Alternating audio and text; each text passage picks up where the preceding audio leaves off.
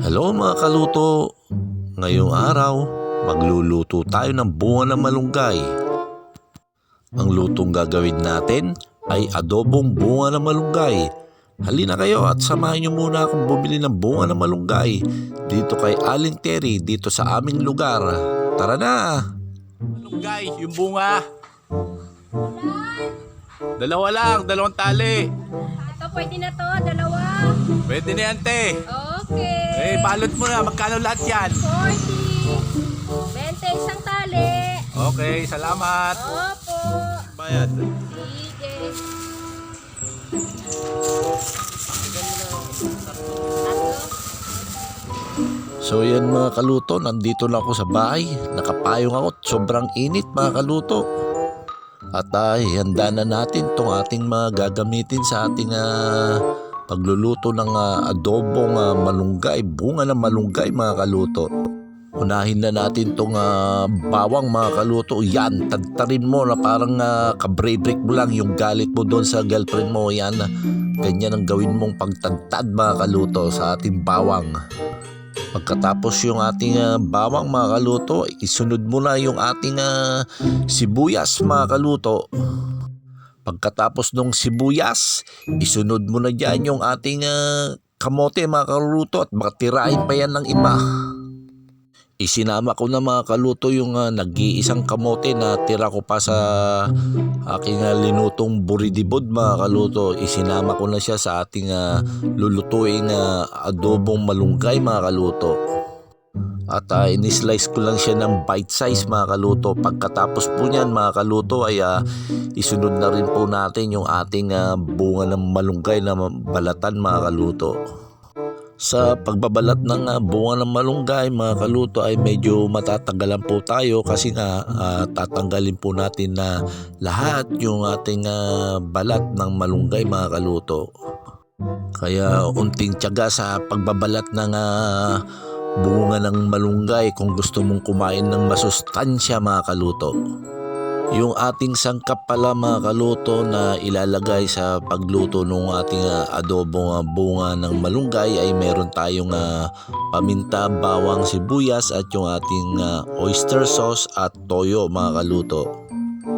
Maglalagay din po tayo ng kamote at siling panigang at yung ating sahog na manok mga kaluto, yung breast part mga kaluto. Maraming salamat pala sa mga nag-follow at yung mga hindi pa nag-follow ay ano pang hinihintay nyo, di mag-follow na kayo mga kaluto. At paki-like and share na lang po at mag-comment po kung saan po kayong lugar para alam ko po kung saan na po nakarating ang aking mga videos mga kaluto. Maraming salamat. Pagkatapos po nating balatan itong ating bunga ng malunggay mga kaluto ay isunod na po natin yung ating panahog na breast part na manok mga kaluto. Hiwa-hiwain lang natin ng pa-bite size, bali isang buong breast po itong ating isasahog mga kaluto. Pagkatapos po nating mahiwa ang lahat ay ating nang hugasang mabuti itong ating mga sangkap mga kaluto. Matagal ko nang gustong magluto ng malunggay mga kaluto, kaso lang ngayon lang nagkaroon ng bunga si Aling Terry kaya ngayon magluluto na tayo mga kaluto. Tapos na nating hugasan yung ating mga gulay mga kaluto, isunod na po natin yung ating manok. Kapag nahugasan na po natin lahat, ang una po natin gagawin ay isang kutsa muna natin mga kaluto yung ating manok. Kaya linagay na po natin sa ating kawali at naglagay po tayo ng onting tubig mga kaluto. At ating takpan at ating hintayin kumulo. Kapag kumulo na po mga kaluto ay ating ihalo-halo yung ating mga manok mga kaluto. Kapag tapos po nating mahalo mga kaluto ay muli nating takpan siya mga kaluto at pakuluan muli mga kaluto. At kapag unti na po yung sabaw niya mga kaluto ay pwede na po nating isunod yung ating kamote para maluto na rin po siya mga kaluto at lumambot. So bahagya na nga wala na pong tubig yung ating manok at kamote. Pagkatapos po niyan mga kaluto ay halo-halo at maglalagay na po tayo dyan ng mantika mga kaluto upang gisahin naman yung ating mga aromatics mga kaluto. Inuna ko nang inilagay yung ating sibuyas at halo-haluin lang din natin at isinunod ko na po yung ating bawang mga kaluto. At hinalo-halo ko na lang din po mga kaluto at sinunod ko na rin po yung ating durog na paminta at yan, hinalo-halo ko na po silang lahat at nilagay ko na rin po yung bunga ng malunggay mga kaluto.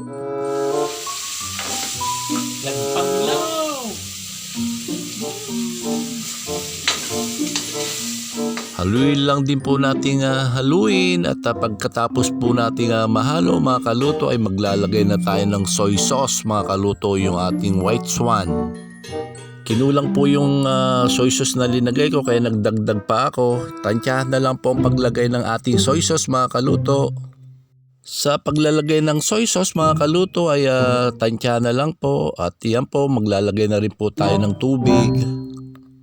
Pagkatapos po natin maglagay ng tubig, takpan po natin at hintayin po natin siyang kumulo mga kaluto. So ayun na nga mga kaluto, kumukulo na siya, ilagay na natin yung ating siling panigang.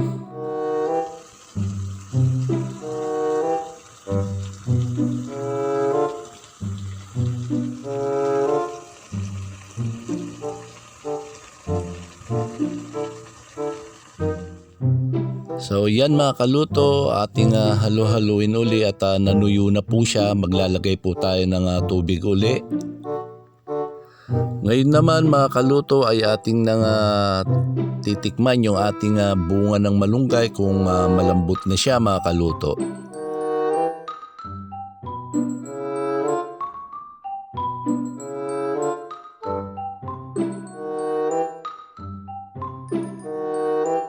So ayun na nga, malambot na po yung bunga ng malunggay. Ngayon naman ay susunod na nating ilagay yung ating oyster sauce at pagkatapos po nating mailagay ay halu-haluin natin onte at magdadagdag ng tubig mga kaluto. Pagkatapos ay takpan mga kaluto.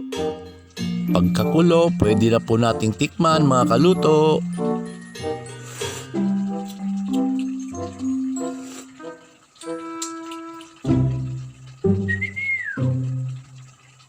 So ayun nga mga kaluto, okay na yung lasa at luto naman na yung bunga ng malunggay. Tayo'y sumandok na mga kaluto.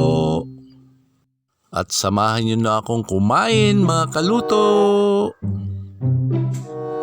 Let's pray. Lord God, thank you so much Lord for this food. Linisin mo Panginoon upang siyang maging kalakasan ko. Salamat din Panginoon sa mga biyayang pinagkaloob mo at yung pag-iingat mo sa aming kalusugan Lord God. Maraming salamat. In Jesus' name we pray. Amen. Umay kayon, tamangan tayon, kakabsat.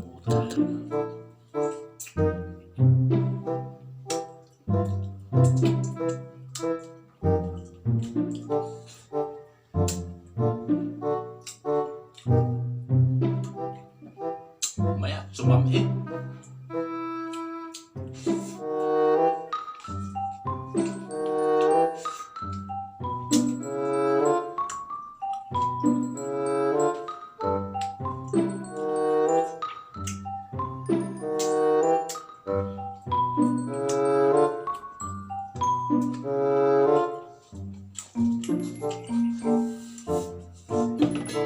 Hanggang sa muli, ito po ang inyong kaluto, nagsasabing, laging magdasal, count your blessing, and stay positive.